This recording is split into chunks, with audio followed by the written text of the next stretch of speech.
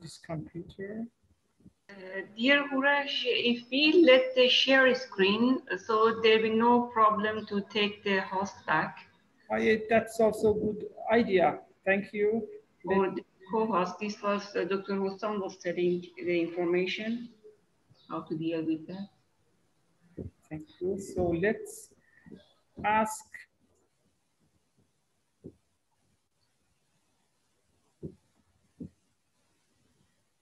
share the screen. The problem. So if you, Professor Dr. Hussein Sadri, I think you can share your screen. Not yet, not yet. Multiple participants can simultaneously. Thank you for our. Okay, now I could. Now I could. Yeah, I see that still people are joining, and we shall wait 2 more minutes. Yeah, I know that we have lack of time as well. So if you don't mind, I will start. So again, thank you for this opportunity. I will try to keep my talk short. So I will arrange my timer as well. Academics like to talk a lot. So this is the way that we gain our money. So I will try to stop on time. What I'm going to talk is a bit of provocative talk about why sustainable strategies are not enough, and what we have to do actually now. And just to introduce the topic, I put this slide here. This is the amount of carbon particles in the atmosphere. So you can see in the last 400 million years how it has changed. And also you can see that how in the past almost 1 million years, and mainly in the past after the ice age, how it was more stable and under this 400 parts per million. And as you can see here, this part that still it's blue and the color is changing. This is 1970s. So this is the first slide that I wanted to show. So now today we are in around 412, 413 particles. So the second slide that I wanted to show, again, to emphasize about 1970s, is this living planet index that is measuring actually the decline in the wildlife population. And as you can see here, our 1970 is the time that we accepted this as 100% living index. But now we are below 25, 30. The third slide that I want to show is about the amount of resources that we use from the planet Earth and the Earth overshooting day. So if you look at 1970s, it's almost January 1, the Earth overshoot day, which shows that we use one planet Earth. So the planet Earth in 1970s is enough for our life. But as you can see today in 2021, we are over 1.7 Earth, and the Earth shooting day is arriving towards July. So that means that Earth overshoot day becomes in July. So that means that all the resources that in 2021 planet Earth could produce, we consumed all of them until July. So the rest of the year, we are consuming the resources of future generations. So these three slides then that emphasize on 1970s, it shows us a strategy that was introduced mainly in 1970s about sustainability. Because in 1970s, when we had we were using one planet Earth, and one planet Earth was enough for us, sustainability was meaningful. So that means that we would sustainably use one planet Earth. When in 1970s, we had living planet index in 100%, sustainability was meaningful to sustain the way that we were living. In 1970s, still we had more horizontal line of change in the carbon particles in the atmosphere, and it was really meaningful to sustain it. But we need, now we are not in that condition. So what we have to do is the introduction of regenerative strategies. So here in this graphics, you see that the degenerative strategies in the bottom and the regenerative strategies in the top are differed from each other. So sustainable is almost close to zero. So to sustain the existing condition, but we need to have more positive impacts and to restore the ecosystems that we destroyed, to try to regenerate life on the planet, because loads of animals are extincted, loads of plants are extincted. We had a great amount of deforestation, great amount of desertification, and the life on the ocean, the life on the land is dying and is dead. So what we need to do, we need to regenerate life. We need to increase biodiversity and all of these. And these are not possible just by taking sustainable strategies. I just want to give you an example how the life in any ecosystem works. So in any ecosystem, we have a carrying capacity, and any species that lives in any ecosystem, they face a slow growth at the beginning, and then a fast growth, and then towards the carrying capacity, the growth slows down and again comes to a very flat, flat movement that we call it a stable equilibrium. So this growth is not only the growth of population, but it is the growth of population and need, the population and the way that they consume.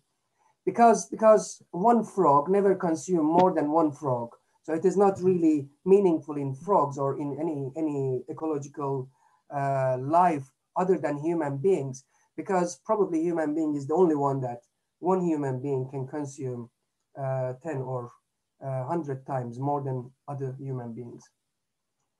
So if we look at this, we don't have this in this graphic in our planet Earth and human population need, population plus need conditions. What we have in human conditions is, if this is the planet Earth's capacity, we are in 1.7 now in 2021.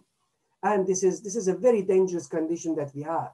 We are going towards a big collapse, and either having more ecological solutions and more green solutions to reduce this speed, to grow slowly as it is planned in many of global north countries, or have low impact carbon or zero carbon or zero ecological footprint strategies are not really enough. So what we need to do, of course, we need to reduce our consumption. We need to change our lifestyle. We need to reduce our dependency to the fossil fuels and all the fossil resources, and create more kind of self-sufficient life depending on only the resources that one planet Earth can produce every year, and change the Earth overshoot day again towards the 1st of January. But this is not enough. What we need to do is we need to increase the capacity of planet Earth as it was increased in the past millions of years after the introduction of life to the planet Earth. So for that reason, I just listed some of the main strategies that we need to really aim. So yes, these are now well discussed in the world of architecture and urbanism. Okay, carbon positive, water positive issues that our cities or buildings can create more carbon than they use it. But also, more importantly, soil positive, because soil is dying on this planet and we have a great amount of erosion. And also increasing the biodiversity and flourishing the biodiversity is very important. But also, I just want to underline that this consumption of people as 1.7 is not, of course, all the people living on the planet. As just 2 days ago was announced by one research, only 20 companies produce 50% of amount of plastic that is released in the planet. So that means that, you know, the small percentage of people are really consuming all these resources. And we need to move towards more egalitarian systems because while some people eat 10 times or 100 times more than the others or consume, there are some people still dying from hunger. In every seconds, we are losing children from the hunger. So one of the main strategies that is introduced is restoring the ecosystems. And this is probably what we need to aim. But is this enough? Of course it is not. When we look at the different statistics, we just realize that how human beings became dangerous to the life of this planet. Biodiversity is one of the most important values that creates life, regenerates life in this planet, and creates resilience of life on the planet. But what we are just destroying the biodiversity. This is the number of mammals living in this planet. And as you can see here, 34% of all mammals on the planet are human beings, and 62% of them are the pets or livestock that human beings are just taking care of them. So altogether, it is 96% of all mammals on this planet are humans or mammals belong to humans. And only 4% of the mammals on the planet remain wild. And this is really alarming condition. One of the main things that maybe in architecture and urbanism we need to question is actually we talk a lot about ethics of design, but we rarely talk about ethics of not to design. So this passion to design everything, to solve all the problems with design is one of the problems that we have in our architecture and urban world. We need to stop designing. We need to know the restrictions that we have, and we need to stop intervening too much with the planet and with the life of humans, because design, in a way that we are doing it today, in a way that we are educated to do that, it's a very mechanistic approach. Even the language that we are using, even the drawings that we are producing, they are all industrial, very mechanistic way of approaching to planet, to life, to society, and to all the problems that we have. But we know that this mechanistic approach created loads of headaches in the past centuries to us and to the planet. So we need to stop this kind of thinking and using this kind of approaches and this kind of languages and this concepts. And we need to move towards organic thinking, to accepting that we are part of nature and to just continue being part of nature. So one of the examples that I just wanted to highlight here is part of one of my new articles about the history of Manhattan. So what I tried to understand in this article was how before the arrival of humans in the island of Manhattan, how beavers were building their dams and they becoming part of the ecosystem of that island. So I just very briefly, if I talk about it, was, you know, these dams were permeable, so the water were passing, and these dams were used as a kind of filter. So all the topsoil from the up mountains of upstate New York were filtered here because they were washed by the rain and carried by this water. So basically, this structure were used to accumulate the topsoil in the island. And after a while, for many reasons, these beaver were leaving this area and were going and creating their dams in some other areas. And this lands remain with topsoil and the best biodiversity and microbiome and organic materials. And accordingly, the forests were flourishing from here. So many of the ecologists, they suggest that the reason that beavers are in a forest area is because of forest, but also the reason that forest is there is because of beavers. So beavers and forest are essential parts of each other.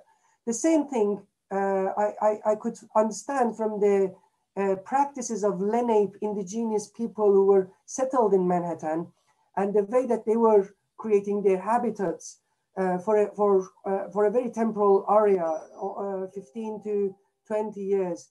And that was also a practice to flourish biodiversity in Manhattan. So I will not go to the detail because the time is almost over. So what I want to just maybe finish my talk with is, yes, Dr. Yasser Mahgoub, can you please turn off your mic? Yeah, sorry for the interruption. The last slide that I want just to emphasize on it is, instead of continuously and constantly trying to design the world and mechanistically fix it, fix ourselves, fix our societies, fix our world, what we need to do, we need to understand the pattern of life again, as indigenous people really understood it in our history, in our very long history. At the end, if we are living 300,000 years on this planet, only the past 10,000 years of it, we were an agrarian society or settled society. So we have a 290,000 years of indigenous life on this planet, which for some of us still discontinue this understanding and this lifestyle and this way of settling on this planet. So what we need to do, we need to re-understand it, recognize its importance, and try to heal ourselves, our mindset, our societies, and our approach to the planet by just trying to re-indigenize ourselves on this planet. And in this regards, I'm afraid that architecture and urbanism cannot be really that much helpful in a way that we understood it and in a way that we are practicing it. Thank you very much. Thank you very much, dear Professor Dr. Hossein Sadri. I can say that Professor Dr. dedicated his life to analyze the interrelation between ecology and people's, let's say, affects to urban spaces.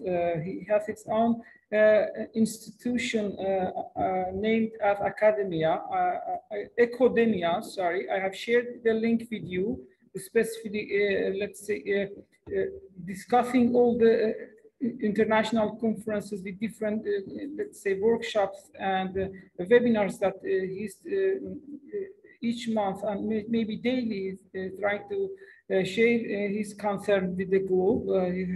We can count him as one of those highly active person who's academician, who's trying to find the interrelation between ecology and architecture and habitat studies. So thank you very much, dear Professor Dr. Hussein Sadri, for your valuable keynote speech. And sorry for interruption that happened because of those, let's say, live stream that we have. So we shall continue. There might be some question from the authors that we will leave it to the after to finish from the Malcolm Simon, and we are running out of the time. So Professor Dr. Malcolm Simon, the platform is yours. We have time 10 minutes, so you may deliver your speech if you would like to share any file. Yes, perfect.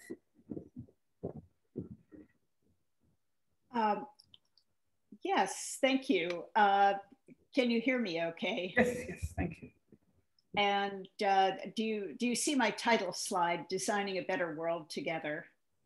Not yet properly. Let's see. Maybe if you do it full screen, we shall see your... Let's see. Can you... Yes, perfect. Perfect. Okay, wonderful. Well, I would like to thank my fellow keynote speakers. Those were 3 terrific speeches, and I am honored to present my work in your company. So I'm going to speak now about a topic in architectural education. Designing a Better World Together is about a global inter-university partnership addressing the United Nations 2030 Sustainable Development Goals. So I am part of a team, including myself at the University of Maryland, my colleague Shema Hamid Hussein at Al Nahrain University in Baghdad, both of us professors of architecture, and Gregory Weaver, a scholar of international education. So together, we work on this intersection between architectural education and the internationalization of student experiences. So I'm going to begin by speaking about the United Nations 2030 Agenda for Sustainable Development. It proclaims that children and young women and men are critical agents of change and will find in the new goals a platform to channel their infinite capacities for activism into the creation of a better world. So that's the inspiration for our project. There are 17 goals that are intended to transform our world. So as my colleagues have told us, the current pandemic and advancing climate change force us to understand that we live in an interconnected global society. So the United Nations Sustainable Development Goals offer us a common agenda for schools of architecture around the world to tackle society's grand challenges. When we adopt these Sustainable Development Goals in our architectural design studios, we prepare students to become change agents capable of designing a better world. I'm going to introduce as a case study the Bridging the Gap studio that I teach together with my colleague in Baghdad. It's a virtual studio that's a model for a global inter-university partnership that leverages students' shared discipline of architecture to address society's big challenges in an international context, incorporating multiple cultural perspectives with the UN 2030 SDGs as a shared agenda. So the concept here is that architecture students from Iraq design a project in the United States, and architecture students from the US design a project in Iraq. So together we have a global classroom. In the current pandemic situation, we all expect to be teaching online, but back when our collaboration began, it was a somewhat revolutionary idea that we would use virtual means to bring together students from across the world. So we began in a post-conflict situation with the question, how do we turn former enemies into colleagues? I'll just give you a brief timeline. In 2003, the US invaded Iraq. The war officially ended in 2011. And in 2016, just 5 years later, we began our Bridging the Gap studio with the intention to build peace between Iraqi and US students. So how do we bridge this gap? We use our shared professional culture. And here you see on the left, the group in Baghdad. You see on the right, the group in Washington, DC, engaging in parallel design activities. Here, intercultural collaboration is essential to success as the Iraqi students depend upon the US students to inform them about the site they're designing for in the capital city of the United States. And the US students depend on their counterparts in Baghdad to inform them about the sites that they can't see and experience firsthand in the capital city of Iraq. So here are Google Earth views of the sites that we've been designing for over the last couple of years. On the top, you see the Tigris River in Baghdad, and students are attempting to bridge the gap of the river to knit two districts together. In the image on the bottom, you see the Anacostia River in Washington, DC. And here the Iraqi students are trying to knit together the two districts across the river. And as the students dig into the work, they discover that these two sites, while in very different cities across the globe, actually share many of the same design challenges. So here are our students. They are engaging in their site visits, gathering information, getting ready to share site information with one another. Part of sharing a professional culture, even though we didn't share a language, although I have to say that the Iraqi students speak very good English, so it's not a big problem. But most importantly, we use a shared language of architecture to communicate and to bridge the gap and to help students understand that we are more similar than we are different. So here are some examples of the students' analysis of the Baghdad and Washington, DC sites. We share projects, so we take the same approach to designing for one another's cities. So here, tactical urbanism offers a quick way to gain insights into the issues of the capital cities that we're designing for.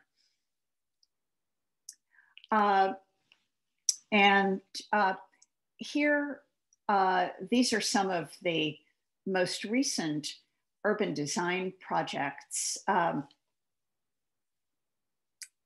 the left, you see a design proposal for reinvigorating the riverfront with a transit hub that is intended to build social and ecological health of the district. And on the right, you see a similar approach to a site in Washington, D.C., reinvigorating the waterfront. So our theoretical framework for this international partnership then is dependent upon the United Nations Sustainable Development Goals. So we aim to build students' capacity to contribute to a more sustainable future for our shared planet. And following the past speaker, I should probably say a more regenerative future. So we address 5 of the SDGs in particular, and I will take you through those in a moment. And then we also draw upon post-human theory. We like to say that we are in this together, but we are not one and the same. So this is the ideal that we strive for. Rather than engaging in the investigation of one another's contexts and cultures from an anthropological framework of otherness, reinforced by the fact that our nations have recently been at war, we aspire to a sense that we are all citizens of our planet and all equally invested in our shared future. So now to the SDGs. So goal 4 is quality education.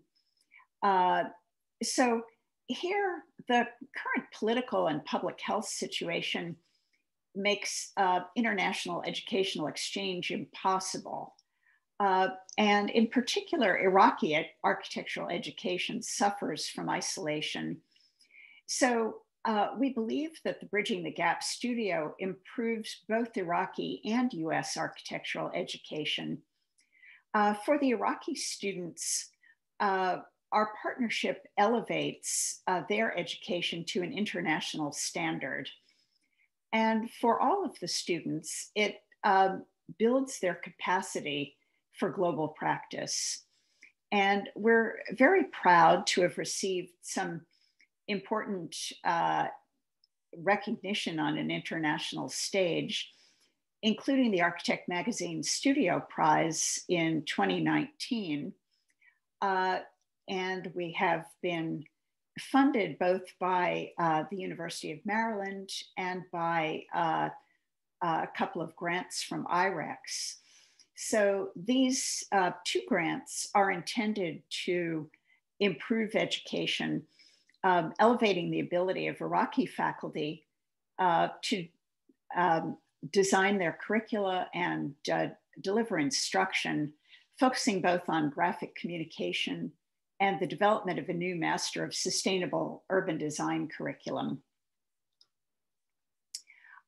Goal 8 is concerned with decent work and economic growth. This is tremendously important for Iraq, where young people are protesting in the streets, demanding job opportunities. So this partnership enables the Iraqi students to experience working in a global way and gives them the capability to obtain job opportunities in architecture firms and educational institutions around the country. And we've been fortunate to be able to partner with a multinational design firm, Gensler, who has offered internships to bring together the US and Iraqi students in their office and gives them an opportunity to engage in practice there. Next is goal 11, focusing on making cities and human settlements inclusive, safe, resilient, and sustainable. So our studio projects focus on urban redevelopment strategies, preparing students for professional work, addressing the design of sustainable cities and communities. The American students in particular bring a perspective of diversity, equity, and inclusion to the design of public space. The studio is important for the Iraqi students because it prepares them to take on rebuilding their cities after years of disinvestment and destruction. And in the face of global climate change, the Americans learned valuable lessons about urban development from the Iraqis, whose architecture and rhythms of life have developed in response to extreme summer heat. Goal 16 is about peace, justice, and strong institutions. So here, we believe that we're promoting global peace by building relationships that bridge geography and culture through international collaboration. So we think about this as one-on-one diplomacy. And through designing for each other's cities, the Iraqi and American students become invested in the futures of one another's countries. And we believe that as we work together to achieve shared goals, the students build relationships that can transform otherness into shared humanity. And finally, goal 17 is building partnerships for these goals. So here we consider our collaborative studio to be a global partnership focused on sustainable urban development. We build architecture students' capacity for collaboration with counterparts in other countries and cultures. We take young people from cultures recently in conflict, and we give them common cause, the need to redevelop the cities and communities of their countries for a sustainable future. So we've been building this global partnership over the past 6 years, with graduates of the program staying connected and contributing their expertise to the current students, both in person and through a growing Facebook group. And so when new students enroll in this studio course, they discover that they're actually joining an ongoing global partnership.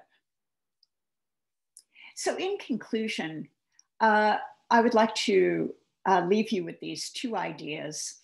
One is that the UN 2030 SDGs offer a shared agenda for architectural design studios around the world to tackle the grand challenges of a globally interconnected planet.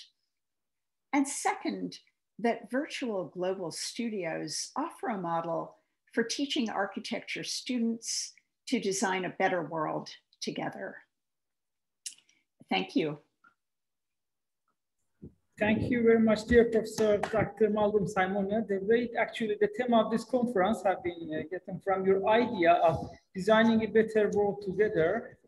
Thank you to bringing the idea to us, and the way that you look to, let's say, Iraqi and let's say cities to take the idea in your methodological and pedagogical approach that you use in your design studio was much more appreciated.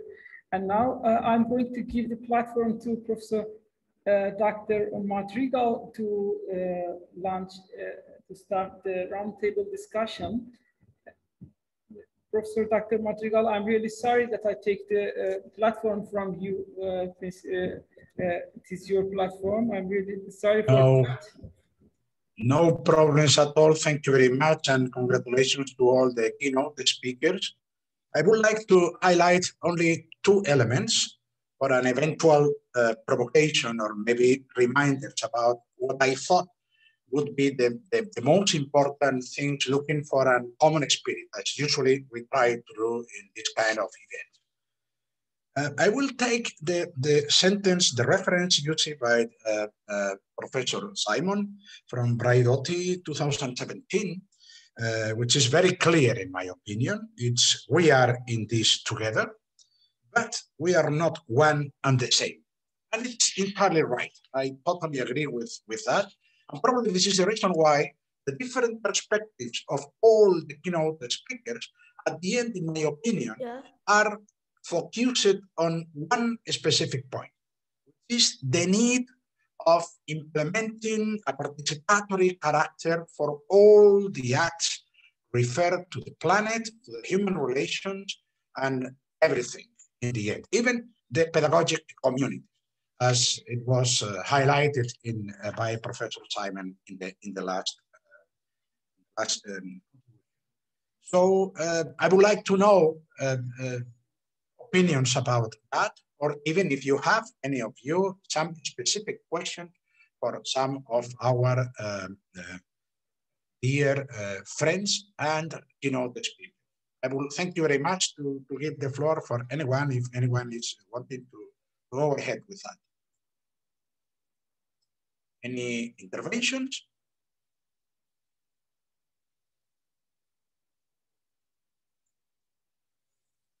It's true that we are together, exactly, and at the same time, we are not one and the same. But I would like to understand what do you think about especially if we are together, this is the first point. And secondly, if we are so different, or which is your reactions when we are listening this kind of comment.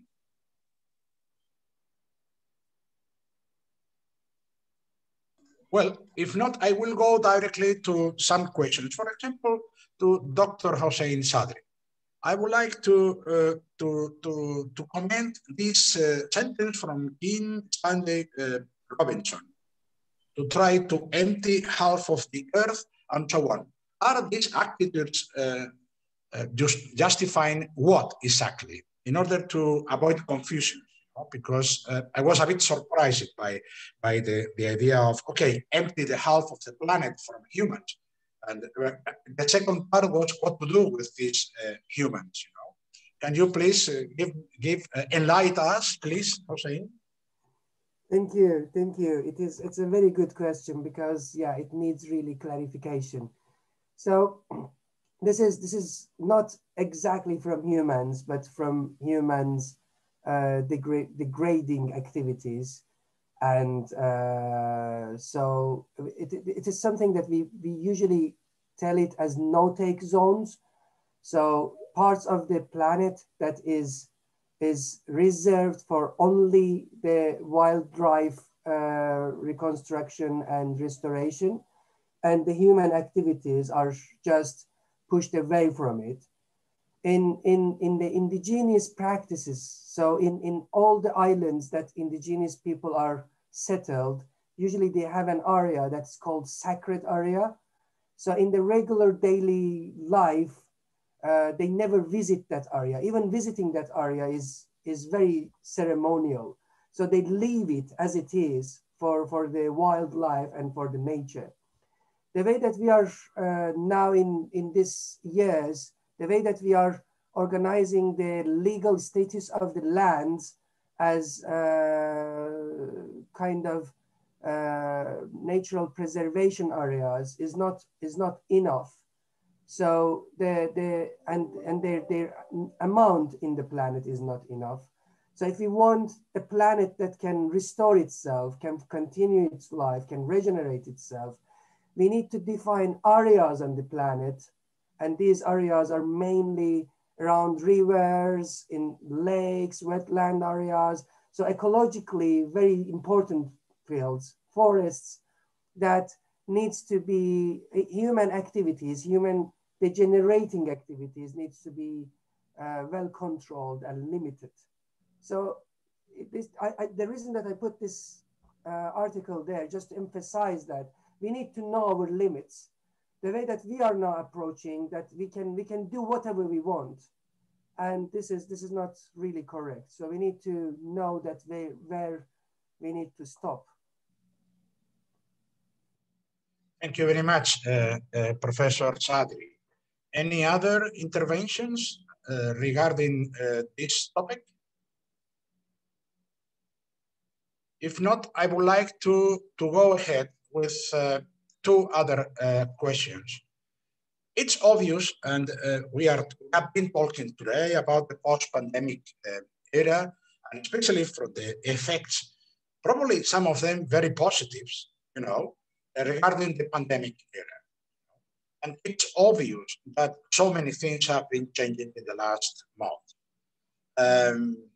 As an example, it's the improvement of this kind of virtual actions in the circuits of teaching and learning, with an incredible improvement of even where we have discovered how close we are, instead of basing all our actions on a face-to-face activities. And this is clear in the last intervention from Professor Simon. And it's true that we are maybe discovering these things, and we are able even to discover that for having 2-3 ideas, we don't need one hour of lecture, but only 30 minutes are more than enough. And it's when we have paid attention to the needs of even changing our chips in order to teach in a more effective way. But in this case, I would like to go to the concept of the smart citizenship by Dr. Igor, where it was an interesting aspect, which in the end, networks are one important factor. We have heard from Professor Chadri that I don't know which percentage, probably more or less 20% of the plastic production or the majority of plastic production in the planet is in the hands of 20 companies, which is an incredible number. But probably a majority of the social networks where the participatory actions are better reflected, probably are in the hands of 2 or 3 companies. What's your opinion about that? Please, Professor Igor Calzada. Thank you very much, Dr. Madrigal.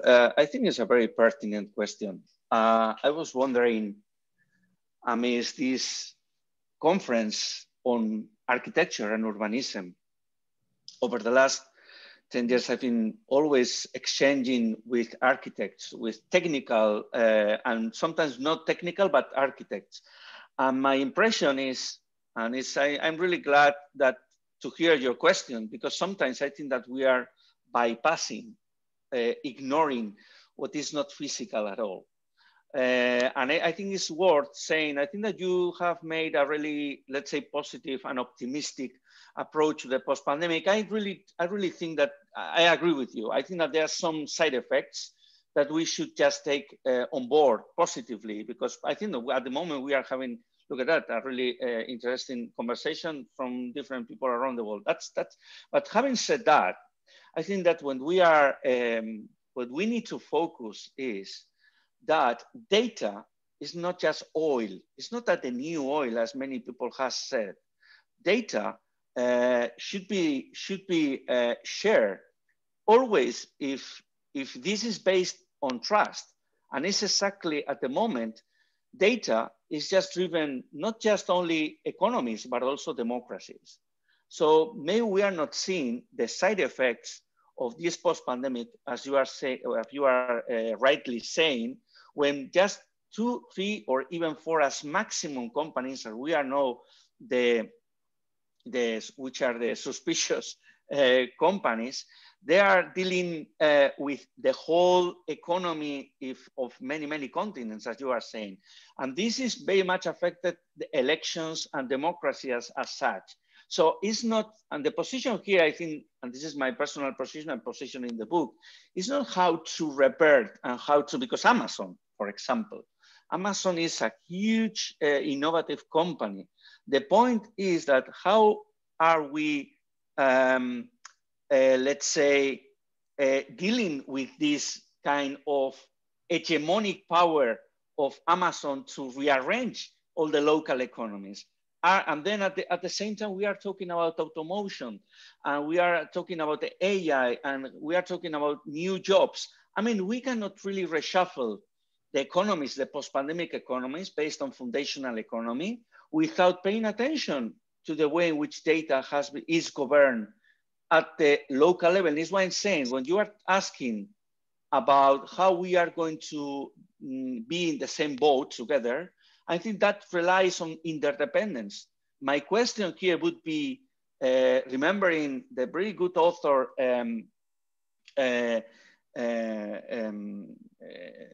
How Mayors Would Rule the World, Benjamin Barber, are we able to really connect cities from Iraq to US, as the previous speaker mentioned, from many cities in Europe and in Asia, taking into account that we need to really think critically about data governance for restructuring our economies, our institutions. And of course, this is going to have a direct effect in sustainability. I think we are paying attention to the outcome, but we are not realizing that data economy and digital economy is changing everything. So as long as we are not going to see that, and we are going to reshuffle the equation of local economies, I think we are not going to have the right outcome. That would be my long answer to your very interesting question, by the way. Thank you very much. I will ask all of you for any extra comments. If they are not arriving, I can understand because we have a long first session. I would like Professor Hurash maybe to invite for a well-announced break, you know, and to come back here probably in 22 minutes. Is this right or not? Exactly, dear Professor Dr. Madrigal. I think we shall close the keynote speech part, and I would like to thank all the keynotes, and sorry for the lack of time that there might be some authors, I can see that they are asking some questions. I will collect the questions, and in case if it's needed, I will share with the keynotes for the further discussion. We shall close the opening ceremony and keynote speech part. We will have exactly, if we start at 12, right now it is exactly 15 minutes or 20 minutes, we will start the session, discussion with the authors and their presentation. But please consider that there are three sessions that you are going to join. Before that, Professor Dr. Madrigal will have his own introduction to the sessions if he is available. And after that, after finishing with Professor Dr. Madrigal's speech, we will divide it into three main parts of session B, session A, and session C. Session C is Turkish session. So anyone who would like to join the Turkish session will just need to press this button. And then session C, we will continue with this Zoom link, and session A will continue with the same link that we have, or you just need to click that button here. So dear valuable authors, we shall meet within 18 minutes to launch our, let's say, discussion part with the authors. Thank you very much indeed. It was indeed valuable part of keynote speech. 2 hours of fully loaded information with high quality scholars. I really appreciate that. And thank you very much for all our valuable keynote speakers. Dear Professor Dr. Ihab El-Ziyadi, and Igor Kalatsa, Professor Dr. Hussein Sati, Dr. Islam Al-Ghanaimi, Dr. Hussam Hussein, Dr. Mikam, and Professor Dr. Haidar and Milika, and our protocols. Thank you all, and looking forward to see you within 15 minutes exactly. So take care of yourself, stay safe. Let's see each other within 15 minutes. Okay, thank you very much. Thank you.